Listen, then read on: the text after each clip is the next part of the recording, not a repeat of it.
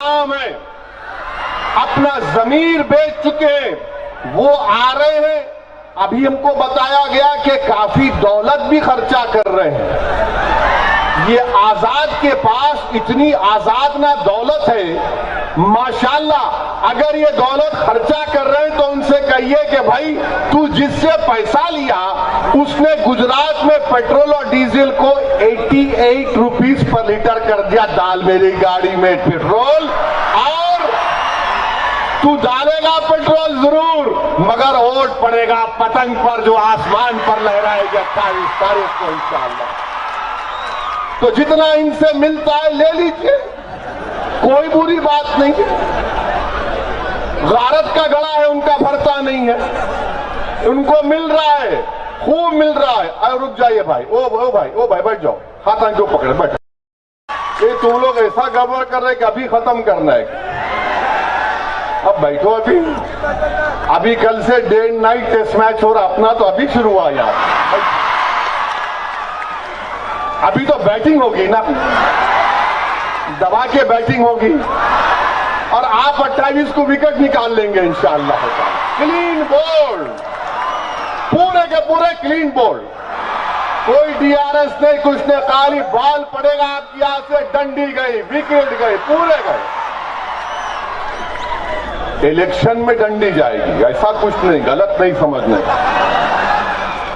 अच्छा, मैं आपको ये बता रहा था कि यहां के जो मसाइल हैं कि शहर के मगरबी इलाका और मशरकी इलाके में, शहर में 20 से ज्यादा सेकेंडरी स्कूल हैं, जिसमें से 3 सिर्फ मुस्लिम अक़लियत इलाकों में है। गोधरा शहर में 7 और पंचमहल जिले में कुल 10 उर्दू प्राइमरी स्कूल, लेकिन एक भी सेकेंडरी स्कूल नहीं।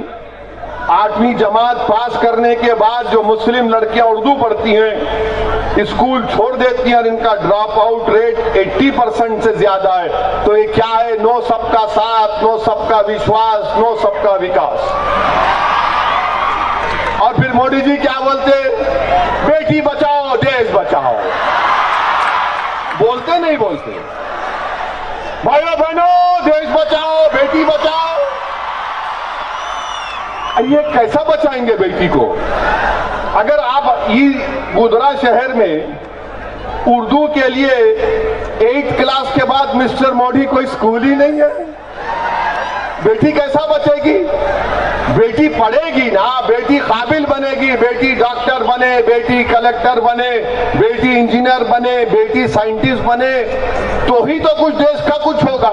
मगर यहां पर ऐसा है कि आंख की कमजोरी इतनी है कि एक ही इलाका नजर आता, दूसरा देखता ही नहीं है।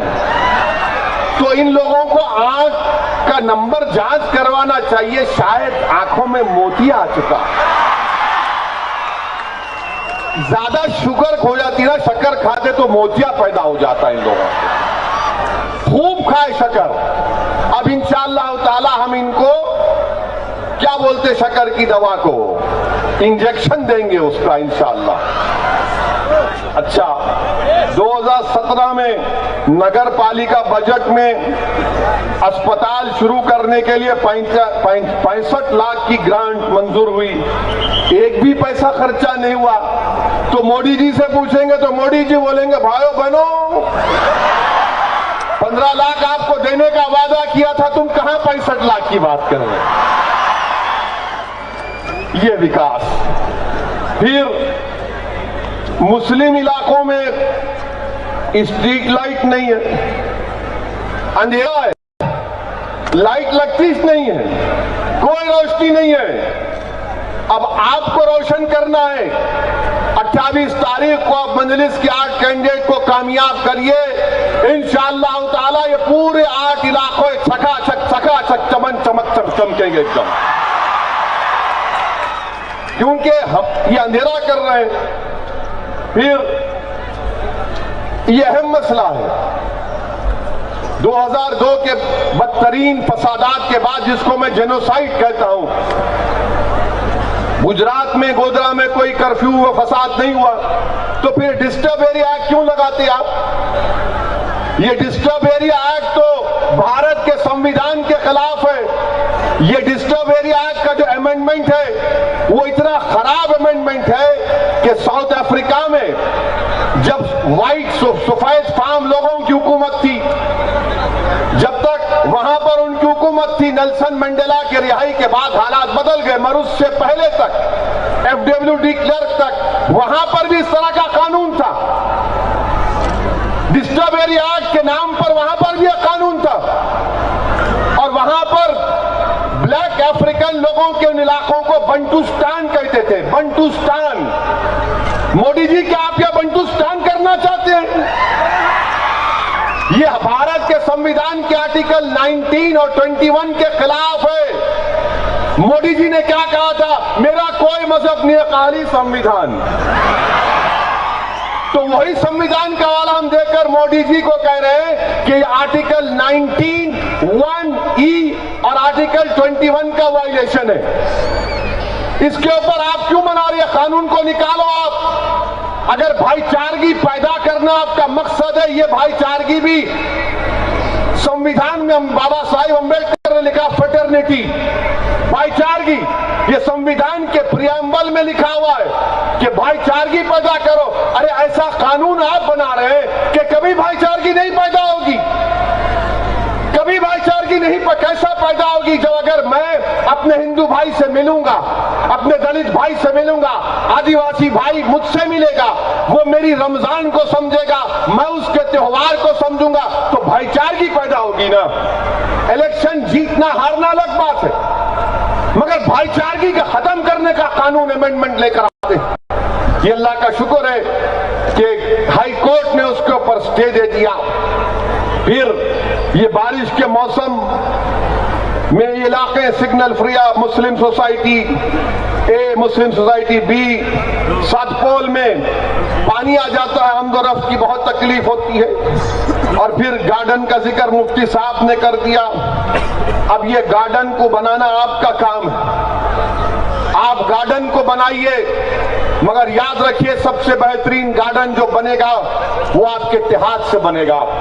जो चमन तुम्हारे हाथों से इत्तेहाद का बनेगा, जो चमन तुम अपने आंसुओं से, अपने पसीनों से, अपने दुआओं से, अपने रात में शब्बेदारी से उस चमन को तुम तामीर करोगे।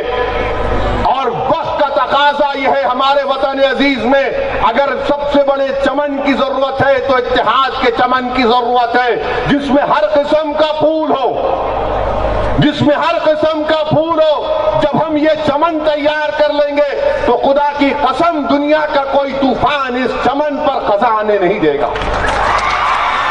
तो मेरे अजीज दोस्तों और बुजुर्गों, फिर ये मैं जिक्र कर चुका हूं कि 2.5 साल हीरो का रोल अदा करते और 2.5 साल विलन का रोल अदा करते हैं। क्या एक्टर है ये तुम लोग? अरे यहां क्यों इलेक्शन लड़ रहे? मुंबई चले जाओ, फिल्म में एक्ट करो, हिट हो जाएगी। 2.5 साल आप एक बोलेंगे मैं हीरो हूं और 2.5 साल के बाद आप बोलेंगे मैं मोदी का हीरो हूं। तो आपको असली हीरो को कामयाब करना है।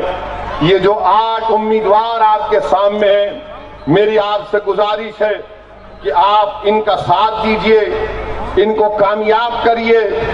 और मेरे अजीज दोस्तों और बुजुर्गों, एक और कानून बीजेपी की सरकार ने बनाया जिसको GCTOC बिल है, जिसको सदर जमहूरिया ने मंजूरी दे दी। गुजरात ऑर्गेनाइज क्राइम का कानून है। उसमें कानून यह बोलता है कि अगर कोई प्रोटेस्ट करेगा, पब्लिक ऑर्डर को डिस्टर्ब होगा, उसको टेररिस्ट करार दे देंगे। अगर मैं एहतजाज करूंगा तो टेररिस्ट हो जाऊंगा मोदी जी। तो मोदी जी ने कहा कि आंदोलन जीवी। मैंने पार्लियामेंट में खड़े होकर कहा मैं हूं आंदोलन जीवी, क्या करेंगे? मोदी जी ने हिंदी का लफ्ज उठाकर कहा कि आंदोलन जीवी, और वो क्या कहा, ये पैरासाइट। आप सोचिए, देश के वजीर आजम है और जो उनके खिलाफ आवाज उठाता है, जो कहता है कि नरेंद्र मोदी की हुकूमत किसान के खिलाफ है, आंदोलन जीवी। जो कहेगा कि कि CAA का कानून संविधान के खिलाफ है, आंदोलन जीवी। जो कहेगा कि 15 लाख नहीं मिले, आंदोलन जीवी। जो कहेगा कि पेट्रोल और डीजल 88 रुपीस हो गया, आंदोलन जीवी। जो कहेगा कि Modi ji disturb areas act article 1921 का वायलेशन है, आंदोलन जीवी। यानी मोदी के खिलाफ वो आंदोलन जीवी है। अगर यही है तो फिर इंशाअल्लाह ताला हम जब तक जिंदा रहेंगे आंदोलन जीवी बनकर रहेंगे। इसमें हमको कोई मायूब बात नहीं। इसलिए मायूब बात नहीं है क्योंकि देश को आजादी मिली, कैसे मिली? देश को आजादी तालियां बजाने से नहीं मिली। देश को आजादी सिर्फ हुक्मरानों के जिंदाबाद के नारों से नहीं मिली। देश को आजादी मिली तो सन 57 की जंग आजादी में हमारे उलमाओं ने अंग्रेजों के खिलाफ, सुनो RSS वालों, तुम तो नहीं थे जब, देश की आजादी सन 57 की जंग आजादी हमारे उलमाओं ने अंग्रेजों के खिलाफ, ये जो मदरसे तुम्हारी आंखों में चुभते हैं, उन्हीं मदरसों के उलमाओं ने, मुफ्तियों ने, मुहद्दिसों ने जिहाद का फतवा दिया और भारत के मुसलमानों से कहा कि उठो मुसलमानों, अंग्रेजों के खिलाफ जिहाद करो और अंग्रेजों को देश से भगाओ। लाखों की तादाद में मुसलमान उलमाओं को कत्ल कर दिया गया, पेड़ों पर उनकी लाशों को लटकाया गया, मगर हमने कभी भी इस देश की एक इंच जमीन का सौदा नहीं किया। ये हमारी वफादारियों की निशानियां हैं। मेरे अजीज दोस्तों और बुजुर्गों, देश को आजादी मिली गांधी के एहतजाज से, non cooperation movement, quit India movement, ये तमाम सत्याग्रहों से तो देश को आजादी मिली। और भारत के संविधान में प्रोटेस्ट, एहतजाज एक फंडामेंटल राइट है। मेरे को समझ में नहीं आता कि भारत के प्रधानमंत्री जब लोग रोड पर निकलते हैं तो परेशान और डरते क्यों हैं? पार्लियामेंट में फार्म बिल का कानून पास हुआ, जब किसान लाखों की तादाद में रोड पर निकल गया तो प्रधानमंत्री कहते हैं चलो मैं 18 महीने तक कानून का मनसूख करता हूं। मोदी जी आप लाए क्यों कानून को? तो मालूम हुआ कि मोदी जी जब देखते हैं लोग निकल गए हजारों की तादाद में, उनको समझ में नहीं आता क्या करें। मेरे अजीज दोस्तों और बुजुर्गों, ये हालात हैं। और आप जानते हैं मेरे अजीज दोस्तों और बुजुर्गों कि पार्लियामेंट में ट्रिपल तलाक का कानून लाया गया। हमारी मां और बहनें बड़ी तादाद में आज के जलसे में तशरीफ फरमाए। हम बार बार ये कह रहे हैं, जरा समझिए, तवज्जो चाहूंगा। शायर बोलता ना तवज्जो, तवज्जो सुनिए। हम ये बोल रहे थे कि ट्रिपल तलाक का कानून मैं आज भी मानता हूं, उसकी जरूरत नहीं है, इसकी जरूरत ही नहीं है। अच्छा, यह कानून कैसा बनाए? वो कानून ऐसा बनाए कि अगर कोई बेवकूफ किस्म का जहालत और इल्म से दूरी की बिना पर वो अपनी बीवी को 3 बार तलाक कह देता, तो कानून मोदी जी का बोल रहा है कि उसकी तलाक नहीं होती, नहीं होती ना, तो वो मियां बीवी है, मर वो उसकी बीवी है। मगर मोदी जी का दिमाग माशाअल्लाह, कोई खरीद नहीं आ सकता। मोदी जी ने कहा कि नहीं, तू बोलेगा तब भी तेरी तलाक नहीं हुई, तू शादीशुदा है। अच्छा, मान लिए चलो शादीशुदा है, फिर मोदी जी बोलते नहीं उसको सजा दिलाऊंगा मैं 3 साल की। मैं गुनाह तो करना ना कुछ, मैं गुनाह ही नहीं किया तो सजा किस बात की? तो बीजेपी वाले बोलते तू मुस्लिम औरत के खिलाफ। मिला, अब हमारी औरत से आपको इतना फिक्र कैसे हो गई? बोले नहीं, तुम क्या बोलते मिसोजिनिस्ट हो, तुम उसके खिलाफ हो। अरे मैं बोला भाई साहब, कानून नहीं किया तो क्या? अच्छा, कानून में और एक बात हम बताए कि अगर कोर्ट उसको 3 साल सजा दे दिया उस दीवाने को, पागल को, है, गुनाह है, उलमाओं ने फरमाया। वो 3 साल की सजा उसको मिल गई, जेल चला गया, साबरमती जेल चला गया समझिए। तो 3 साल की सजा के बाद जब वो माने 3 साल तक जब जेल में रहेगा तो दोनों मियां बीवी रहेंगे। वो बीवी क्यों इंतजार करेगी कि मेरा पिया निकलेगा? वो रोज चांद को देखेगी, हाय हाय। खाना पकाएगी तो बोलेगी हाय हाय, याद आ रहा। माने 3 साल वो इंतजार करे और जब वो साबरमती जेल से वो दीवाना निकलेगा तो बीवी का काम यह होगा कि बैंड बाजे के साथ फूल माला लेकर कहे कि बहाओ फूल बरसाओ, मेरा महबूब 3 साल के बाद आया। वाह मोदी जी वाह।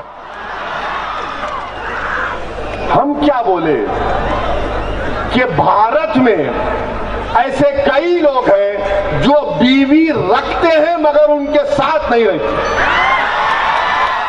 उसको इंग्लिश में बोलते हैं अबैंडनमेंट। तो अब क्या होगा इस कानून से? वो मुसलमान, उसको अगर शरीयत का लिहाज होता तो ट्रिपल तलाक बोलेगा नहीं। अब उसको मालूम होगा, वाला मैं तेरे को बोला नहीं, तू निकल घर से, तू निकल घर से, निकाल देगा। तो भारत में 30 लाख ऐसे महिलाएं हैं, ये गवर्नमेंट ऑफ इंडिया का डेटा है, जो शादीशुदा है मगर अपने पति के साथ नहीं है। हमने कहा उसका कानून बनाओ आप। अगर कोई शौहर, अगर कोई हस्बैंड अपनी बीवी को छोड़ता है, उसको बोलो रखो लाके घर में, उसके साथ रहो। उस औरत को भी तो इंसाफ मिलना ना, मगर वो कानून नहीं बनाए। आप ट्रिपल तलाक पर बना दिए। आप ट्रिपल तलाक का कानून बना, कुछ हुआ? कुछ भी नहीं हुआ, कुछ नहीं हुआ। माशरे की बुराइयां माशरे में बसने वाले लोगों की जहनियत को तब्दील करने से होती है, मगर आपने कानून बना दिया। हमने उसके खिलाफ बोला, एक नहीं 3 बार मैंने मेरी तकारीरें पार्लियामेंट की, हमने उसके खिलाफ बोला। और हमने ये भी कहा, जब मैं तकरीर कर रहा था तो एक साहब बीजेपी के उठ के बोले, ए ओवैसी, क्या तेरे को पसंद नहीं है कि मुस्लिम महिलाओं को, यानी उसने कहा कि तुम 2-2 शादियां करते। मैं बोला प्यारे, एक में मैं परेशान हूं। हमको मालूम जिम्मेदारी का लिहाज मिला है। आप पलटा के बुझा, जबान हमारी बहुत खराब है, किसी का कर्जा बाकी नहीं रखते हम। बोलेंगे जवाब आएगा। तुम एक बोलोगे, मैं 1.25 शेर बोलूंगा। इसीलिए हम कहते हैं कि ये मामला ऐसा चल रहा है। मेरे अजीज दोस्तों और बुजुर्गों, फिर आपने CAA का कानून बनाया। अब आप बताइए कि CAA का कानून मजहब की बुनियाद पर बना दिया गया। हम ये कह रहे हैं कि अफगानिस्तान से अगर कोई हिंदू या सिख आता है, बराबर उसको दो आप। पाकिस्तान से कोई हिंदू सिख आता है, बराबर दो उसको आप। नेपाल से आता है, दो आप, मगर मजहब की बुनियाद पर नहीं। क्योंकि इस अंबेडकर के बनाए हुए संविधान में राइट टू इक्वालिटी है, सब बराबर है, कोई अलग नहीं है, सब बराबर है, इक्वल है, बराबर है। उसके खिलाफ जाता है, नहीं नहीं नहीं आप उनके खिलाफ है। हम किसके भी खिलाफ नहीं है, मगर संविधान के खिलाफ आप काम नहीं कर सकते। पूरे भारत के पार्लियामेंट में हमने दलाइल के साथ मजलिस इत्तेहादुल मुस्लिमीन ने अपनी बात को रखा और मैंने अपनी तकरीर में अपने अख्तिताम से पहले मैंने कहा कि जनाब स्पीकर साहब, महात्मा गांधी ने सफेद फार्म हुकूमत के गलत कानून के खिलाफ गांधी ने उस कानून को फाड़ा था। मैं भी आज पार्लियामेंट में इस कानून को फाड़ता हूं और इसको हम रिजेक्ट करते हैं। अब ये जो कांग्रेस पार्टी के लोग हैं वो मेरे को बोले क्यों फाड़े, फाड़ने की जरूरत क्या थी? तो मैंने पूछा उनसे, तुमको क्या तकलीफ? तुम्हारा तो नहीं फाड़ा कुछ, कागज फाड़ा हूं, कानून को फाड़ा हूं, इसलिए फाड़ा हूं क्योंकि गांधी ने सिखाया था, जो तुम भूल गए मुझे याद है। नहीं, तुम ये पब्लिक के लिए किए। मैंने कहा कि हाँ, पब्लिक के लिए ही करते हैं। हम किसी की गुलामी करते हैं तो जनता की गुलामी करते हैं। एक एमपी जो होता है वो आवाम का गुलाम होता है और उसको आवाम के मसाइल की तर्जुमानी करना पड़ता है। तो बोले अरे तुम तो कुत्ते की तरह बात कर रहे। तो मैंने कहा हाँ, मैं भारत के तमाम कमजोर जनता का कुत्ता हूं और जो कमजोरों पर हमला करेगा कतरूंगा भी और चीरफाड़ भी कर दूंगा, याद रखो। बोले ये क्या बात है? बोले हाँ, यही तो काम है। आवाम वोट डाली तो जीत के आया, वरना मुझे कौन पहचानता था। अगर आप बोलते मुझे 20 साल पहले कि कोई हैदराबाद से एक शख्स आएगा गोधरा को, तो आप बोलते हैं जा चल, बहुत फेंका, चल फाड़। लंबी लंबी छोड़ने की आदत हो गई तेरे को भी उनकी तरह, समझ गए ना, उनकी तरह। ये अल्लाह का करम है। मेरे अजीज दोस्तों और बुजुर्गों, इसीलिए हम आपसे अपील कर रहे हैं कि 28 तारीख के दिन आप अपना एक एक वोट मजलिस इत्तेहादुल मुस्लिमीन के हक में इस्तेमाल करें। और फिर माशाअल्लाह से जो एनसीआरबी का डेटा है वो ये कहता है कि 2019 का, हमारे पुलिस वाले हैं, जरा उनकी नाराजगी को देखते हुए कम बोलता हूं, एनसीआरबी का डेटा है कि गुजरात में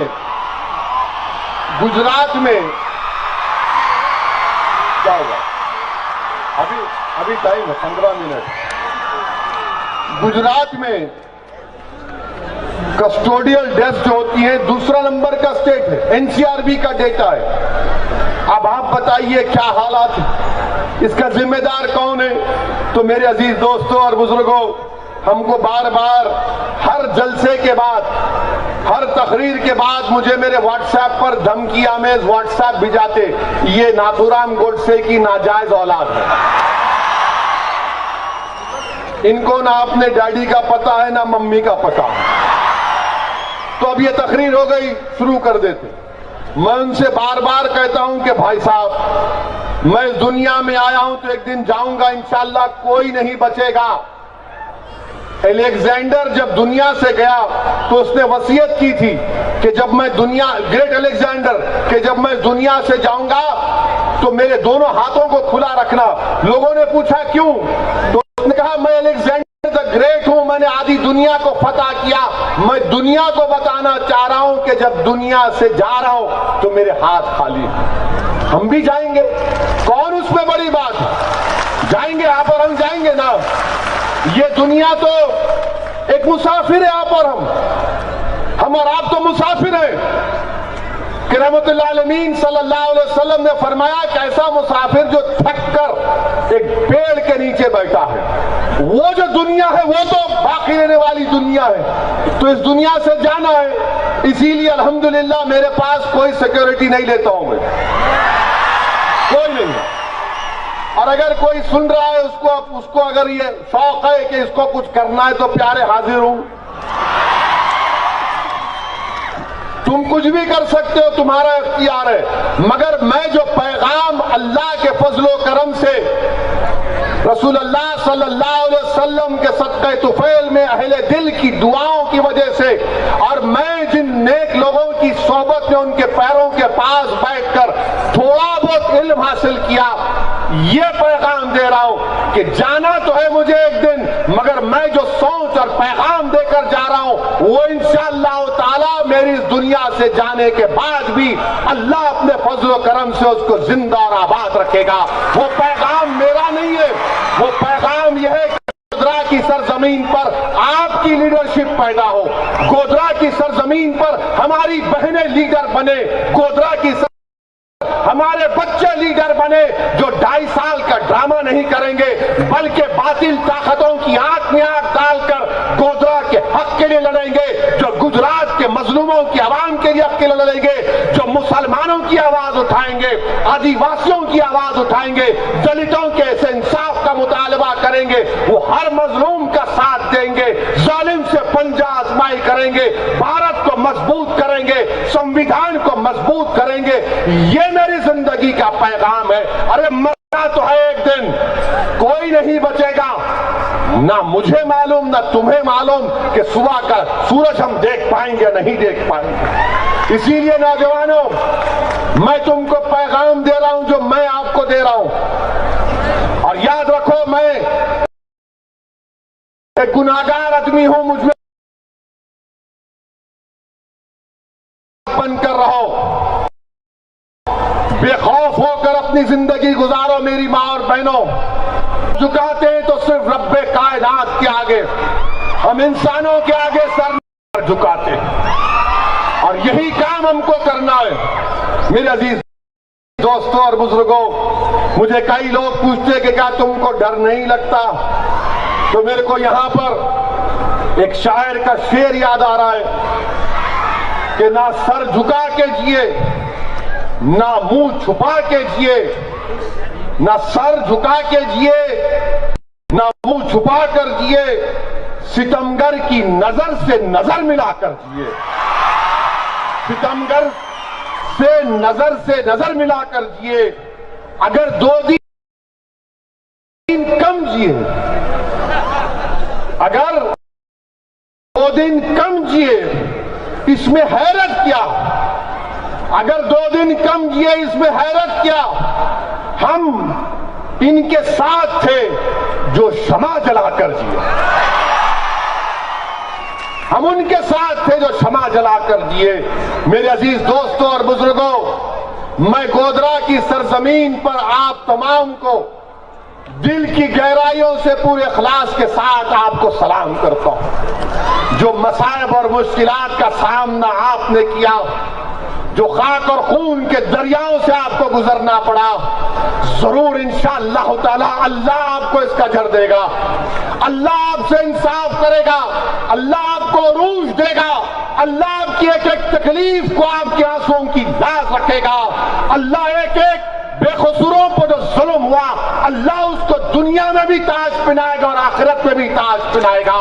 और याद रखो हुकूमत करने वालों, याद रखो, अगर तुम इख्तिदार के नशे में मजलूमों पर जुल्म करते और एक मजलूम अपनी आंख से आंसू निकालकर अल्लाह से कहता है कि देख परवरदिगार, तेरी इस दुनिया में मुझ पर जुल्म हुआ, तो डरो मजलूम की दुआ से, डरो मजलूम की दुआ से। तुम इख्तिदार की कुर्सियों पर बरसों रहोगे, मगर याद रखो इख्तिदार ना फिरौन के पास रहा, ना नमरूद के पास रहा। और नमरूद का मामला कैसा था, उलमाओं से सुनो। नमरूद को एक लंगड़ा मच्छर, लोग बोलते तू कमजोर है, बोलते ना, ए तू कमजोर है, तू क्या कर लेगा। तो मेरे भाई, ए भाई ठहरो अभी आराम से, इधर देखो हीरो यहां पर है, ये क्या टक टक टक टक। नमरूद कैसे मरा मालूम आपको, नौजवानों को नहीं मालूम कैसे? इनको खाली सेल्फी लेने का शौक है, ये सेल्फी, ये सेल्फी। यानी इतना शौक हो गया कि एक बार मैं वजू कर रहा था दिल्ली एयरपोर्ट पे नमाज पढ़ने के लिए, अभी ऐसा हाथ फेरा, एक फोटो ले लेंगे। अरे मेरा ठहर तो सही, वजू हुआ, शेरवानी में एक फोटो ले लेंगे। मेरा वहां क्यों चल, अंदर चल के लेंगे, आना क्या लेंगे। ये नौजवानों सुनो, नमरूद अल्लाह ने उसको इबरतनाक उसका अंजाम किया। अल्लाह सुब्हाना व तआला ने उसके दिमाग में एक लंगड़े मच्छर को पहुंचा दिया। तो जब नमरूद से मिलने को आता था तो नमरूद बोलता कि मेरे से मिलना है ना तेरे को, मेरे दरबार का एक अदब है। बोले क्या है? पहले आकर मेरे सर पर एक थप्पड़ से मारना, उसके बाद मेरे को बोलना बादशाह सलामत। तो इंशाअल्लाह ताला आप देखेंगे, अपने हिम्मत और हौसलों को बुलंद रखिए, डरने और घबराने की जरूरत नहीं है। और हम भी चाहते हैं कि भारत का संविधान मजबूत हो, भारत में मोहब्बत की फिजाओं बढ़े, ये नफरत की फिजाओं का खात्मा हो। मगर जो लोग नफरत की फिजाएं उठा रहे हैं, उनको जवाब देना है, उनको बताना है कि इख्तिदार में बैठकर क्या काम कर रहे हैं। हम गोधरा से भारत के प्रधानमंत्री से अपील करेंगे, मोदी जी किसानों को अपने घर में बुलाकर चाय पिलाइए, उनको बुलाइए, गले से लगाइए। जैसा आप ओबामा आया तो लपटे थे, वैसा इन किसानों से आप लपेट जाइए। ये गरीब हैं। हाँ, आप इलेक्शन जीते, मगर याद रखिए वो किसान जो तड़प रहा है, मोदी जी बुलाइए। आप भी तो गरीब परिवार से ऊपर गए हैं ना, उन किसानों को बुलाइए, उनको बात करिए, उनसे पूछिए। और हम प्रधानमंत्री से ये भी कहना चाह रहे हैं कि मोदी जी कोविड के बाद तो आप कोई फॉरेन कंट्री को नहीं जा सकते। ये जोक है। प्रधानमंत्री नहीं बोले मन की बात में जोक करना, बोले ना कभी कभी। तो प्रधानमंत्री से हम बोल रहे जोक के तौर पर, आप तो 1 ईयर से फॉरेन कंट्री नहीं गए। मोदी जी जरा अपने घर से निकल के सिंगूर चले जाइए,